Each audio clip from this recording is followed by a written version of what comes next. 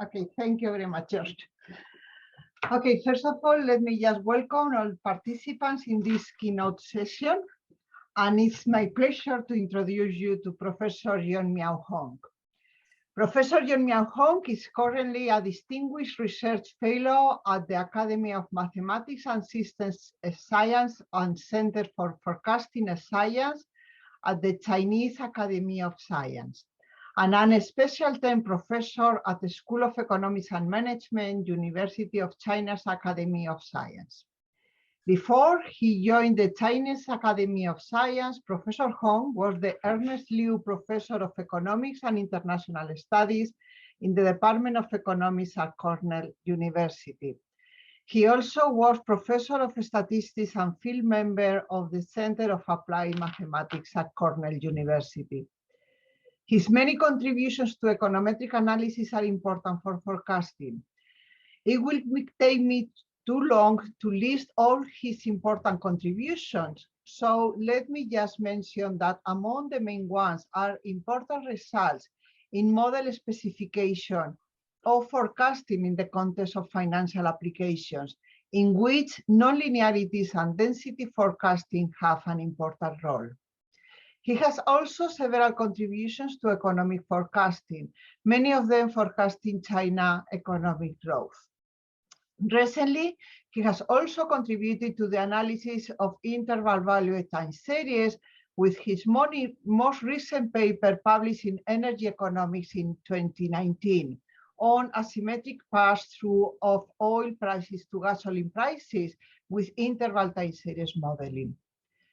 Two of his books are recent texts in the econometric and statistical analysis of economic data. Several of Professor Hong's papers have been distinguished with prizes. For example, a diagnostic checking for the adequacy of nonlinear time series published in Economic Theory in 2003 got the Koopman Econometrics Prize in 2006. And another paper, Do China's High-Speed Rail Projects Promote Local Economy? New Evidence from a Panel Data Approach, published in China Economic Review in 2017, got the Elsevier Award of the Best Paper in June 2018. As a result of all these impressive contributions to econometrics and forecasting, Professor Hong has obtained several distinctions. In November 2015, he was fellow of the World Academy of Science for the Advancement of Science in Developing Countries.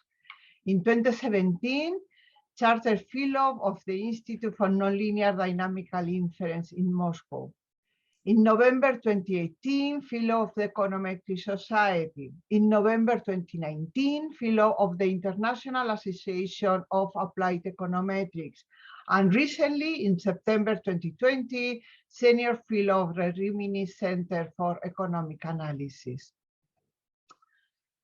So I think we have a great speaker today. And before I give the floor to Professor Yongmiao Hong, let me announce that we will have time for questions at the end of the talk. If you want to make questions, raise your hand or type the question in the Q&A box, not in the chat box, please. There will be priority to raise hands. And if you have any clarifying questions during the talk, should you also type them on the Q&A box. Okay, so just without anything more on my side, let me just give the floor to Professor Yongmiao Hong, who is going to talk about modeling and forecasting interval value data, theory, and applications. So, Yongmiao, the floor is yours. Thank you, Lisa, for your nice introduction. And it is a great pleasure to speak at this International Forecast Conference. It is indeed a great honor. So today I'm going to talk about the modeling and forecasting interval value data. Let me first share the screen.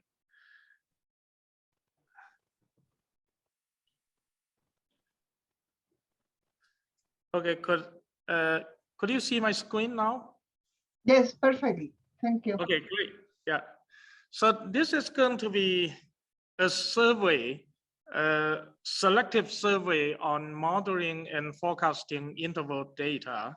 And of course, I also work in this area with a co-author here, in particular, Professor So-Young Wang at Center of Forecasting Science at Chinese Academy of Sciences.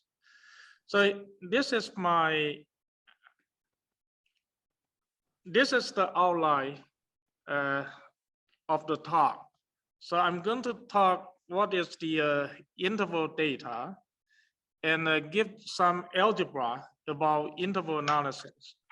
And then there's going to be a review on modeling interval data. In particular, I will introduce a new approach to modeling interval time series dynamic, and then followed by some empirical application.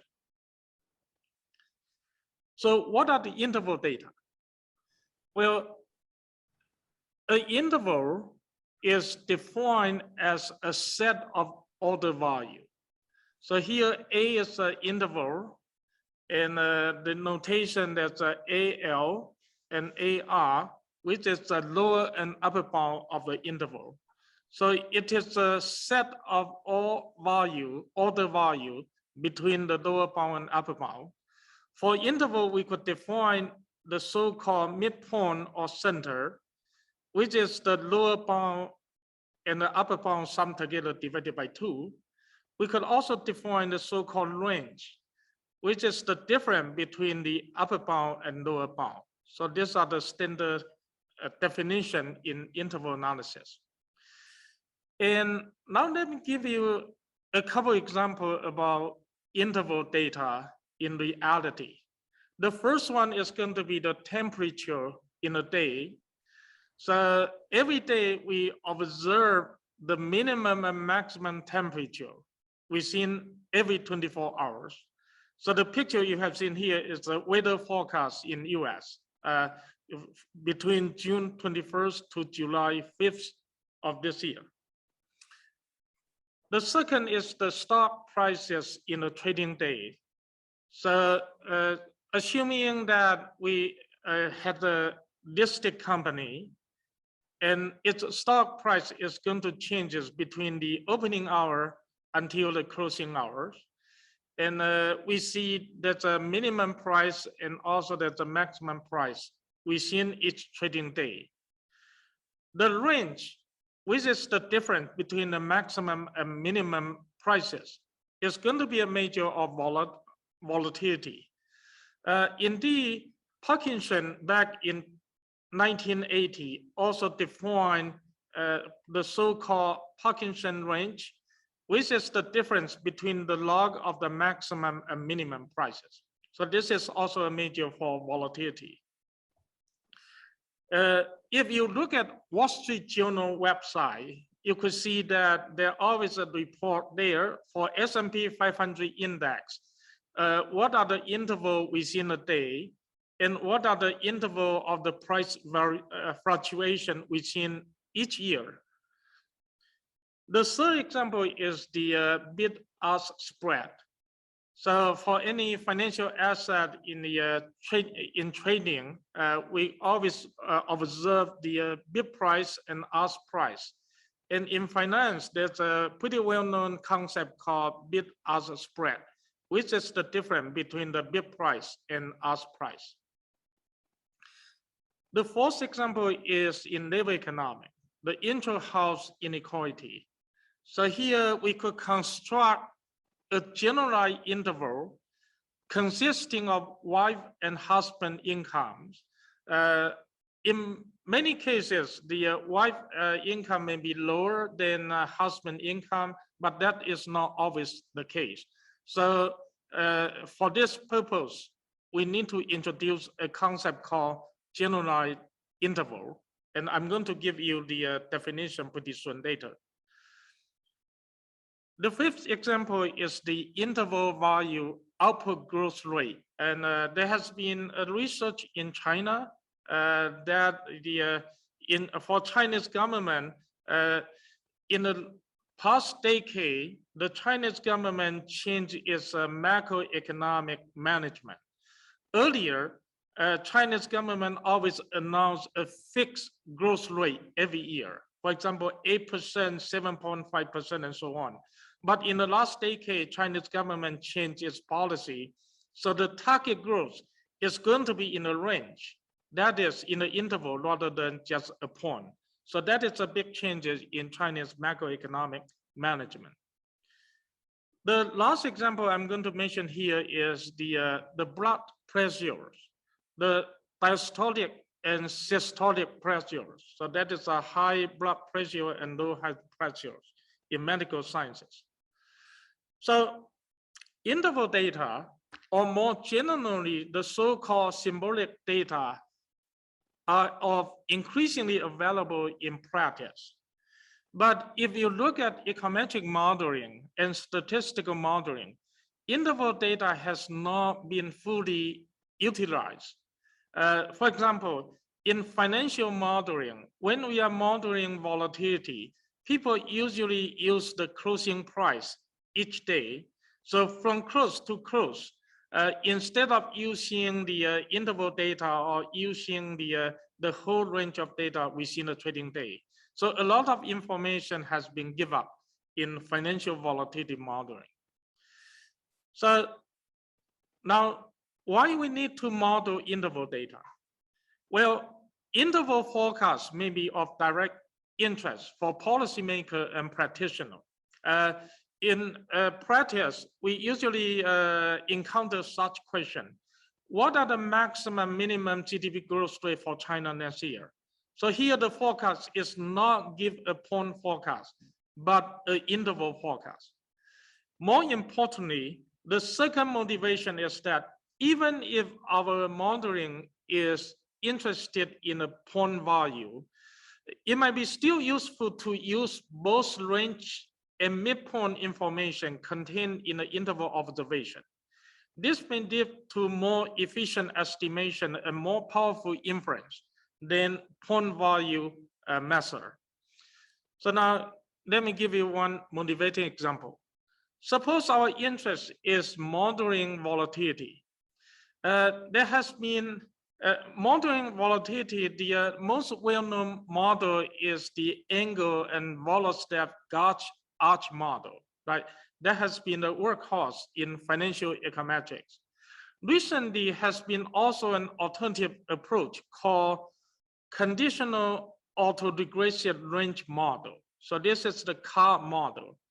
The idea is the following. So we define a range random variable RT, which is the log of maximum subtract log of the minimum. So it is a range random variable, which is non-negative. And then we assume, so not me assume it is a Choi in Taiwan, assume that there's an autoregression model similar to arch structure that you could use historical information to predict the future range. It has been documented by Choi that CAR model give better volatility forecast than gauge model. And the idea is that the gauge model only based on closing price observation, but CAR model based on a range, which is the maximum subtract minimum within each trading day. So it is supposed to be more informative. And the model I just described, the CAR model, is to define a range random variable and then start the model and then estimate the model using the range observation. Alternatively, one could consider to define an interval random variable. So now you can see that YT is an interval value random variable. It is not a difference. It is not a range. It is the interval. So you could see that's a lower bound, there's an upper bound here. So it is an interval random variable. Let's consider an autoregressive interval model. So this is an AR model for interval. Y is the interval, and we are using lag of Y to predict the future Y using an auto-regression model. In this way, we could use interval observation to estimate the unknown parameter. So even if our interest is the range, after estimation, then we could take the difference between the maximum and minimum, and then it would deliver an alternative range model. So the model I'm highlighting here at the bottom, RT is the range, which is exactly the same as the car model in Choi, but the procedure are quite different. We consider interval model using interval observation to estimate unknown parameter, and then take the difference. So it delivers a range model, and then we could use range model to predict range or to predict volatility. This way is going to be more efficient because we are able to get more efficient parameter estimation given we use interval data rather than just simply use the range data. And the second example is the interval version of capital asset pricing model, CAPM. Everyone knows that the standard CAPM is defined as follows. So the dependent variable is the risk premium, excess risk premium on certain portfolio, right? And the left-hand side is, the right-hand side is going to be the market portfolio, the excess return on the market portfolio. Now, you could see that both dependent variable and regressor actually are defined in terms of differences. So instead of consider differences in regression, let's consider an interval version of CAPM. So Y here and also X here are all interval, and they are actually going to be called generalized interval. So there's a left bound, there's a right bound. We are not taking difference now. So this is an interval model for CAPM with interval data on portfolio, the portfolio return and market portfolio return. We are able to estimate the unknown parameter alpha beta. And then after estimation, we take difference. The difference is going to deliver the point value CAPM. And then nice economic interpretation could follow. The advantage of the interval version of CAPM is that we are estimating model parameter using generalized interval observation. And interval data contain more information than the range data. If you take a difference, the level information is going to be different out, right? So then there's going to be some information lost. But if we maintain the original interval, then not only the range variation, but also the variation in level, those information could be used to give more precise estimate of the unknown parameter. So then what is going to be the interval analysis or interval algebra? Well, there has been a research along this line, particularly by a pioneer Moore back in 1960s. Suppose there are two intervals X and Y, then you could define interval operation. What is the sum of interval, the difference of interval, the multiplication of interval, the division or the ratio of interval? This all could be defined. Of course, there's no unique definition. There are alternative ways to define this. And then how to measure the distance between two intervals? This is going to be a key issue in interval analysis and interval modeling. So Moore define a distance, which is going to be the maximum of the difference between the lower bound or between the upper bound. And in econometrics, people widely use the Hausdorff distance. So this is the so-called Hausdorff distance defined in terms of the so-called support function. The support function of interval, or more generally of a set, is going to be a mathematical representation of the boundary of the set. In the spatial case of interval, the support function is going to give you the upper bound or lower bound when U is in the so-called unit sphere. So intuitively, support function characterize the boundary of a set and including an interval. Interval is a special case of one-dimensional set, right? So Hausdorff has been popularly used in partial identification analysis in econometric. Unfortunately, if we try to suppose we had an interval y, and we are using an interval model called G to predict y, if we are going to choose the optimal model to minimize the Hausdorff distance, the optimal solution is not conditional mean. So that is going to make the modeling more difficult. And therefore, there has been an interest searching for a suitable distance between interval so that we can have a clear objective to model, which actually is going to be the conditional mean. So in terms of the distance between interval, there's another distance called dW distance by Bertoluzzi and his course back in 1995. So intuitively, dW distance measures the point not only in the boundary, but also in the interior point. And each point is going to be weighted by a probability mass, W. So now you could see the advantage of using interval data.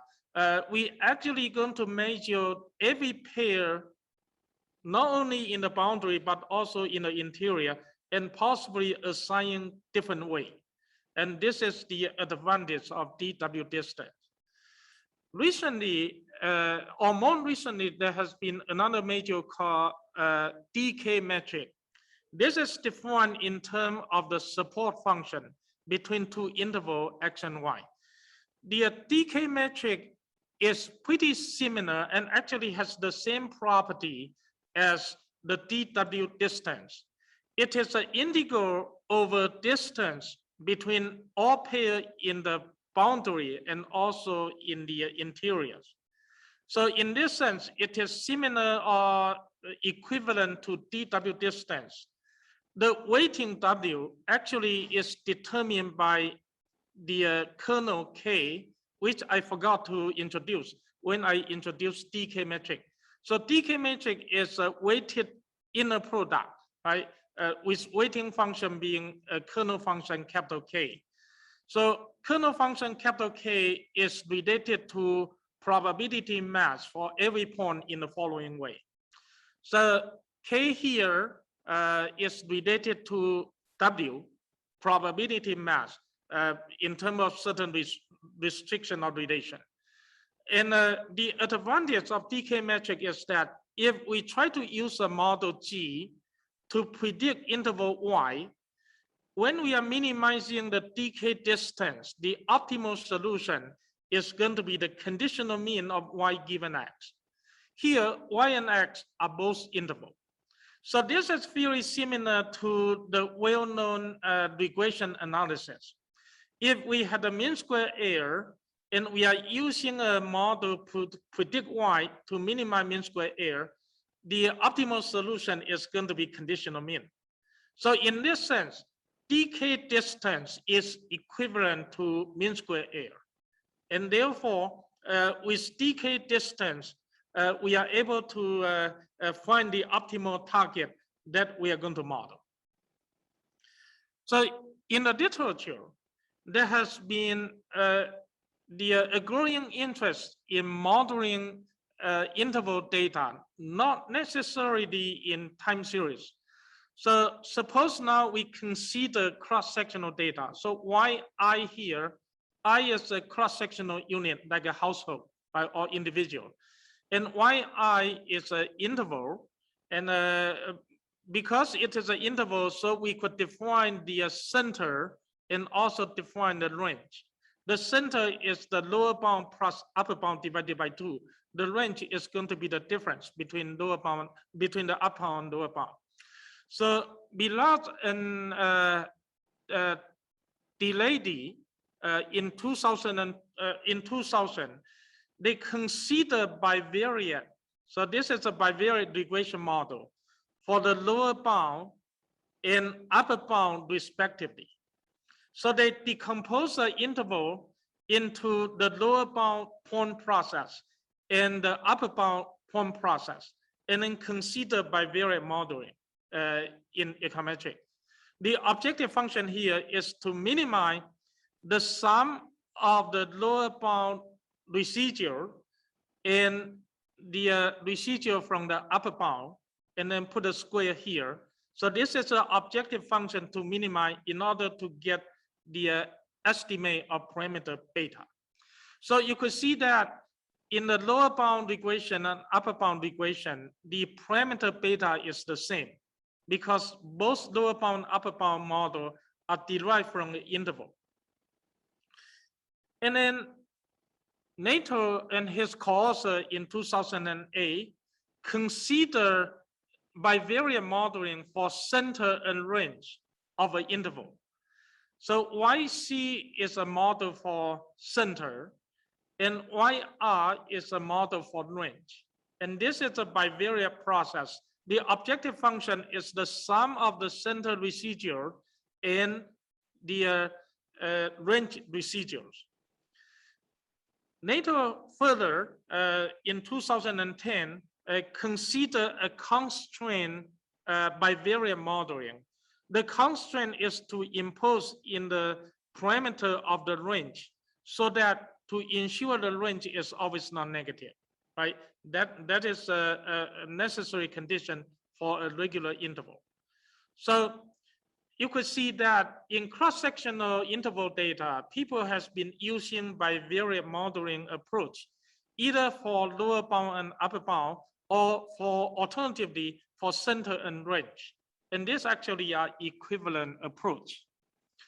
So Bristol in 2007 also used the similar way. So this is the sum of square residual lower bound, sum of square residual of the upper bound, and then choosing parameter beta to minimize this objective function. And there's also a center and radius method. You could see that this is a model for center, this is model for range. So the idea pretty similar. Of course, there's a weighting theta here to be equal to 1/3 instead of equal weighting. In time series, suppose now Y is a stochastic time series, right? Then people has been using VAR, vector autoregression. In non-stationary case, use the vector error correction model. The vector here mean bivariate. And then in nonlinear time series, bivariate nonlinear threshold autoregression model for center and range has been also used. So here YC is the center, YR is the range time series. And you could see that there's an indicator function here. So this is a threshold, the regime, that the threshold mechanism, and that is able to capture the nonlinear feature in data, in interval data. Then Gonzalez, Bivarian, and Lin in 2013, in order to ensure that the lower bound is always smaller than the upper bound, they consider some sort of the restriction there by assuming a joint Gaussian distribution, right? So the restriction has been imposed here in order to ensure that the interval is always satisfy the property that lower bound is smaller than upper bound. So that is a selective survey of the existing literature on the interval modeling. A common feature of existing approach is that they model interval as a bivariate point value process, either lower bound, upper bound, or midpoint and range. In order to ensure that the interval is well defined, that is lower bound is always smaller than upper bound, then some constraint has to be imposed. But that is not always easily done in practice, right? And most importantly is that bivariate point value modeling approach do not fully make use of interval observation. Remember, interval is the set of ordered number rather than just 2 points. And therefore, we may want to explore alternative way to model interval. And that is what now I'm turning to, modeling interval time series dynamic. This is based on a series of work that I've been doing with Professor So-Young Wang, the director of Center for Forecasting Science at CAS. And first of all, let me introduce a concept called extended random interval. And this was defined in Han. She's a student supervised jointly by Professor Wang and myself. So in her dissertation, the Han defined the extended random interval Y. So Y here is defined as an interval. So what is called extended interval? Extended interval is that it does not guarantee that the right bound is the left bound is always smaller than right bound. So we give up the restriction. We give up the restriction that the left bound is always smaller than right bound. Consider the interval version of cap M, right? The difference is between two different economic variables. Nothing guaranteed that the right bound is always going to be smaller than the left bound is always smaller than right bound. So this extension is going to extend the application of the interval analysis and interval modeling. After we define the extended random interval, we realized that actually the same concept has been introduced back in 1980 by Kocher. He called this as a generalized interval instead of extended interval. So it is exactly the same idea. Then we define operation rule for the extended interval or generalized interval. For example, the sum, and then the multiplication, and then the difference. The difference is called Hukahara distance, using the notation difference with a subscript h. So the difference is defined as an extended interval. The left bound is the difference between the left bound, and the right bound is the difference between the right bound, right? So this is the may I interrupt you just a second? There is a question by Tommaso Proietti about the using the measure of distance based on the relative overlapping of the intervals as in Felewitz and O in the journal, the Royal Statistical Society. Okay, can you comment on that? Yeah, pardon me, could you repeat your question again? No. Yes, that's by Tommaso Proietti, and it's about using the measure of distance based on the relative overlapping of the intervals. Yeah. As in a paper by Felewitz and O in the journal Royal Statistical Society. Oh, in which year? 2011. 2011. Okay, I will have a look. Yeah. Okay, thank you. Yeah, thank you. You can go ahead. Yep. Okay, so with those concepts, then we could define the expectation. So the expectation of an interval, which is the mean, right, is going to be an interval, again, non-stochastic interval. And then we could introduce the autocorrelation function between autocorrelation function of an interval time series. So this actually is the autocorrelation of the support function of the interval random variable, right? And so this is the definition here. And with the definition of the first two movements, then we could define weak stationarity. If the mean and autocovariance do not change over time, then the interval time series is going to be called weakly stationary. And similar definition for strict stationarity could be introduced. So under suitable regularity condition, the weak law loss number or strict law loss number could be derived. But we have been unable to derive the central limit theorem for interval random variable. There has been a work in probability, the so-called limit theorem for random set, and but it's still difficult to find the central limit theorem suitable for our analysis. So those are the basic, preliminaries. Now, our purpose is to model the dynamic of interval time series YT. And we are going to use a model G. So G itself is an interval.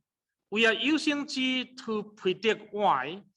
And then the distance between the model and the target is going to be based on the decay metric. So decay metric actually is going to be the square UT. So what is UT? UT actually is the interval value of the model residual.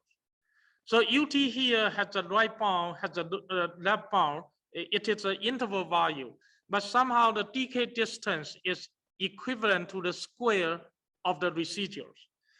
And the most important mathematical property is that if we are going to minimize the decay distance by choosing an optimal model G, that optimal solution is going to be the conditional mean of Y given past information. So in this case, then we could consider a model for conditional mean. And now let me discuss the important role played by the kernel K. So this is also going to illustrate that the using the interval is going to give us more efficient estimation procedure and more powerful inference. So now, if we consider some special case of K, for example, choose here it's a K11 is A, K the off diagonal term is B, and the diagonal term is C. If we choose ABC to be some particular number, decay distance is equivalent to based on the midpoint only, right? And if we choose ABC equal to 111, decay distance is based on the range data only. So that gives us some idea. With some spatial choices of K, we are actually only using information in midpoint or using information in range, respectively. Alternatively, if we choose AB in a suitable way, then decay distance is going to be based on both range and midpoint, or based on the right bound and left bound. More generally, if we choose ABC in a suitable way, not only it is going to be based on the right bound, the left bound, but also on the cross interaction. That is going to be a simple correlation between right bound and upper bound, right? And alternatively, it could be also be formulated as based on the range data, the midpoint data, and the correlation between midpoint and the range. So if we choose K suitably, we are actually making more use of the interval information, and that could help to improve estimation and so on. So how to model conditional mean? Well, a model we introduce, what we call ACI, autoregressive conditional interval model. It is equal to this form. This actually is the interval version of ARMA model, right? So Y here is the interval random variable. And you could see that Y depend on the leg of Y and also depend on the leg of residuals. Residual UT is interval value. So ACI model is just simply an ARMA model for interval data, interval time series data. Right? And if we just simply take the difference between the upper bound and lower bound, we deliver a range model. If we sum them together, upper bound, lower bound, and divided by 2, then we give a range, give a level of midpoint model. Then how to estimate the unknown parameter theta? By minimizing the decay distance. That is very similar to minimize sum of square residual of the interval regression model. So we are choosing parameter theta hat to minimize sum of square residual that we have defined in a way that I introduced. So UT here is the model residual. It is the difference between the target YT and the model that we use. The model we use is the ARMA model. So here are some formal results. Under suitable condition, that the minimum distance estimator is going to be consistent for the unknown true parameter value. And it is going to be asymptotically normally distributed with suitable variance covariance metric. The variance covariance metric could be estimated consistently using a simple version. And then, interestingly, there exists an optimal kernel K, which is equal to the diagonal term is going to be the variance of lower bound, the variance of upper bound, and the off diagonal is going to be the covariance between the lower bound and upper bound. When we choose K this way, under the condition that the L term has conditional homoscedasticity, there's no arch effect, then the decay distance is going to be optimal among all possible choice of K. And this is infeasible because the optimal K depends on the variance of the residual, which is unknown. But we could design a two-stage minimum distance estimation. In the first stage, with an arbitrary choice of K, we are able to estimate parameters theta hat. That is going to be consistent, but not necessarily optimal. And then with that consistent estimate theta hat, we are able to estimate model residual, and then we construct K. This K is going to be used as the weight.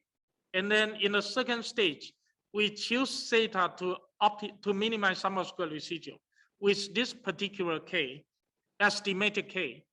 And the second stage estimator is going to be asymptotically optimal. This optimality is obtained under the condition, again, the conditional homoscedasticity. That is, when there's no arch effect for the residuals, then we are able to get the optimal estimation.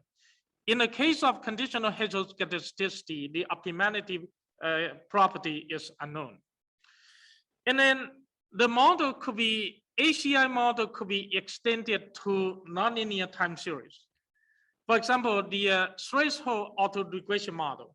So now you could see that YT here is going to follow a two procedure, right? The two regime, depending on the threshold variable, QT is smaller than gamma or greater than gamma. Gamma is the threshold parameter, and QT here is the point value random variable. YT is the interval variable again.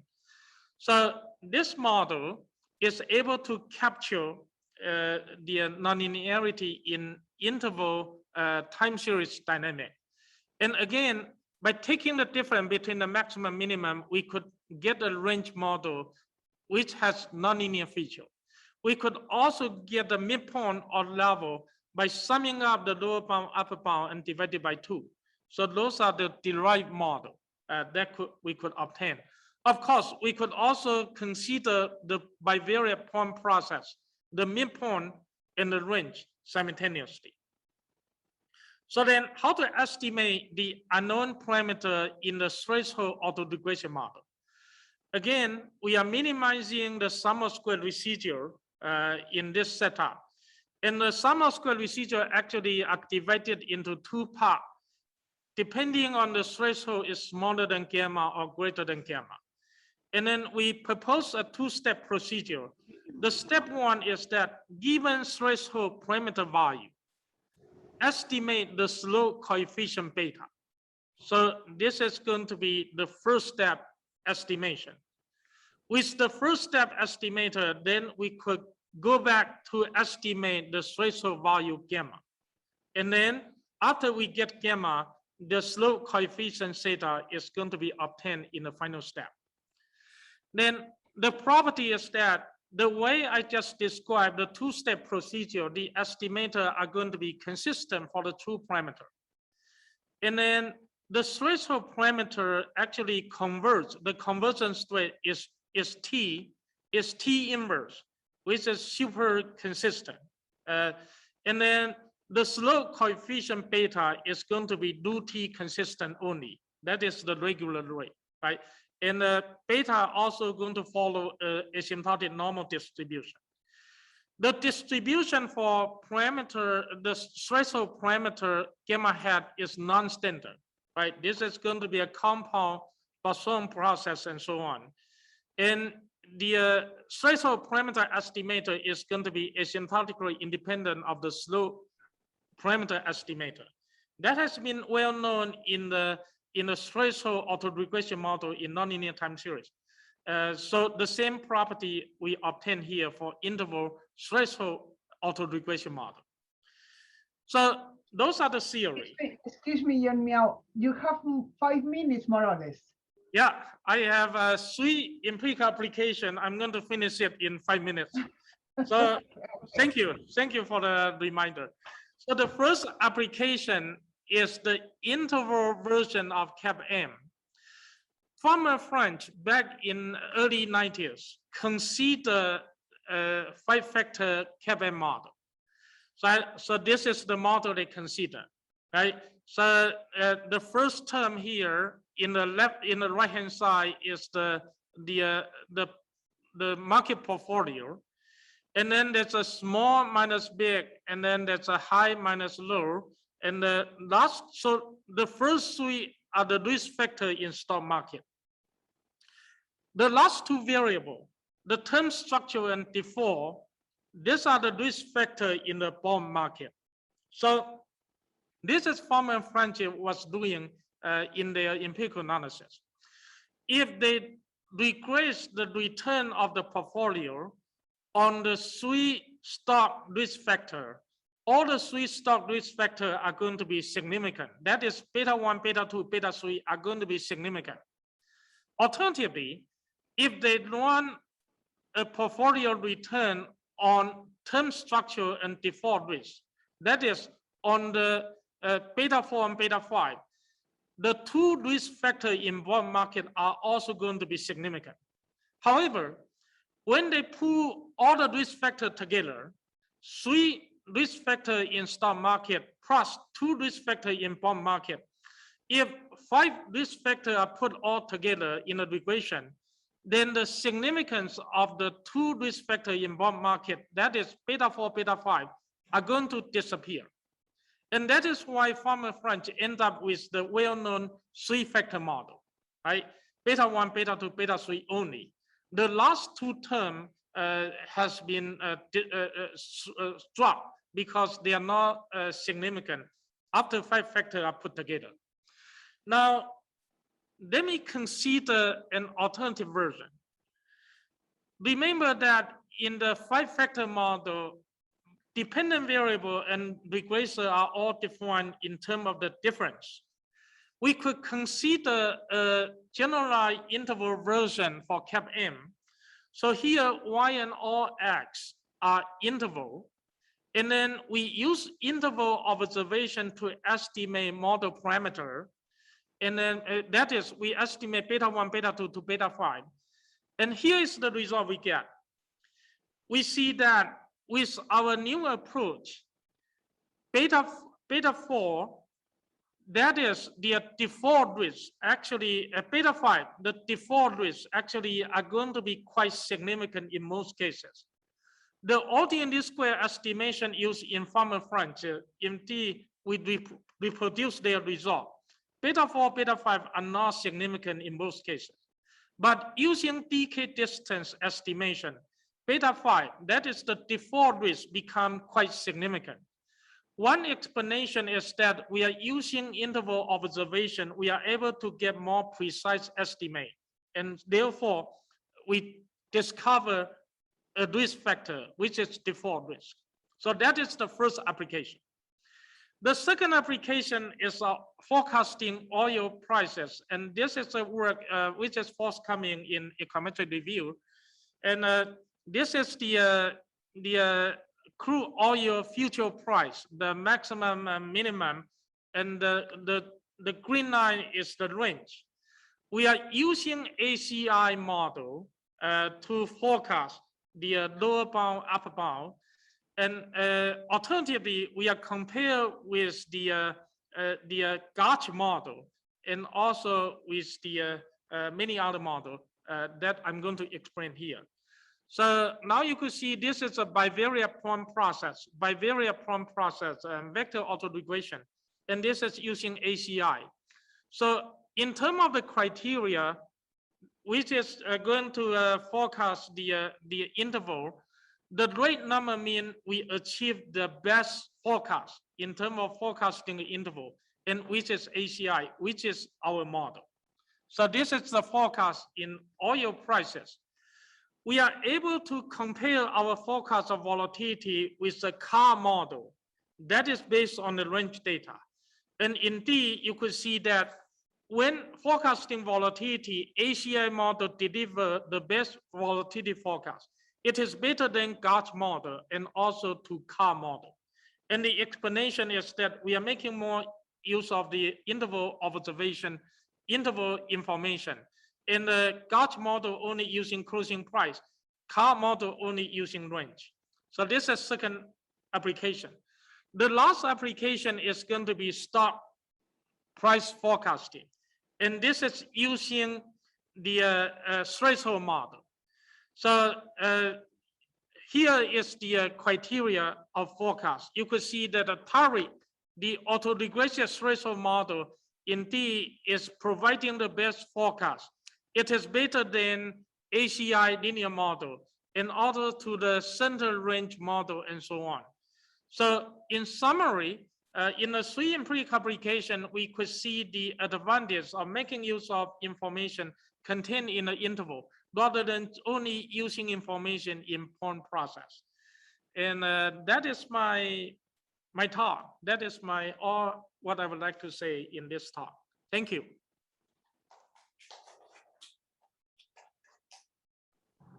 Okay, so thank you very much, Yongmiao.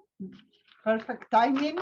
Now we have some time for questions. So as we said in the introduction, please raise your hands in case that you want to make a question, or just write it in the Q&A box. At the moment, we have one question in the chat by Marcus Volk, and I am going to read it. So okay. Does this, he's talking about, I think, about the example of the CAPM. And he's asking whether does the explicated, well, the explicated capture, but I think he's talking about the explicated model of nonlinear dynamics of time series also apply to those which stem from dissipated systems, as for example, chaotic systems which display exponential divergence of nearby points. Okay. So somehow it's whether the model applies to these dissipated systems. Yes, I think so. The approach, because we define the generalized interval or the extended interval. So in econometric, we have seen many regression that dependent variable and regression are all defined in terms of the difference. So that kind of system, we could always have to the interval version. And the advantage is that using interval data, we maintain the information of the level variation. So for example, if we consider 2 time periods, the stock price in 2 time periods, the range variation, both of them are 5%. But the one day the price is pretty low, and the other day the price is pretty high. So they are going to be having a quite different information content there. And interval version is able to explore the different information in that case. Okay, and Marcus also has another question, whether the proposal models improve insights on such a time series as, for example, stock prices. Okay, so somehow whether you have compared with alternatives and you see improvements. Okay, I mean in terms of the forecasting volatility, or in what forecasting volatility? Well, he didn't say specifically any specific thing. Whether there are improvements, that's the question. Oh, so yes, yeah. You can For just example, comment. in the last example, the empirical application I talked about, the because I was rushing, so I didn't. So let me show you the this picture. Yeah, so like this one. You could see that the red. Yongmiao, we cannot see the picture now. Oh, okay. Sorry. So in the last application I was talking about, the picture which I skipped pretty quickly. In the later part, we could see pretty clearly that our forecast, interval forecast, is much closer to the actual interval of the price variation. And so in terms of some mathematical measure of how close an interval is to the other, we achieve the minimum in that case. And that also shows up in picture. So in the picture that I showed you earlier, I skipped pretty quickly, we could see that our forecast range is much closer to the actual price range than the competing model. Okay, we have another question by Nikolaos Kourenses, and he said, in yesterday's keynote by DJ Renser, we saw some arguments from simplicity, for example, for the CAPM. Here we see a different view, a comment on how to reconcile the two views. So simplicity with respect to what you are proposing to model the CAPM. Yeah, well, I agree that the existing approach that is simpler in terms of, especially in terms of explanation and economic intuition. But here is the idea: is that with the interval model, which of course we need to improve in interpretation. But the key point is that it contains more information in data, in interval data. And that informational advantage could be transmitted into more efficient estimate. After we estimate the model, then we could take the difference. The difference is going to deliver nice economic interpretation. So we are not losing interpretation. Our interpretation, economic interpretation, come up after we estimate the interval model, after we take the difference. But we have advantage, informationally advantage, of making use of interval information more efficiently. Okay, thank you. Anyone else? Any other question, comments?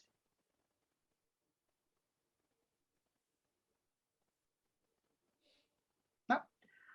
Okay, so just join me to thank Yongmiao Hong for this very, very stimulating and interesting talk.